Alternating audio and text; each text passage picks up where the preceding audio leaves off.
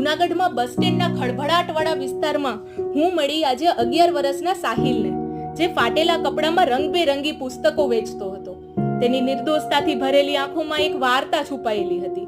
દીદી, એક પુસ્તક ખરીદો ને, આમાં રંગ ભરવાની મજા આવશે, તેણે વિનંતી કરી. તેની પાસેથી મેં પુસ્તકો ખરીદ્યા. જિજ્ઞાસાથી મેં તેને પૂછ્યું, તને પણ રંગ ભરવા ગમતા હશે ને? તું પણ આમાં ક્યારેક રંગ ભરે છે? ખચકાટ વિના તેણે કહ્યું, મને ગમે, પણ મેં ક્યારેય રંગ નથી ભર્યા. હું ખાલી પુસ્તકો વેચવા માંગુ છું, જેથી બાળકો રંગનો આનંદ માણી શકે અને હું મારા પરિવારને ટેકો આપવા માટે પૈસા કમાઈ શકું. હું એક પણ ચોપડી રંગ ભરીને બરબાદ કરવા નથી માંગતો.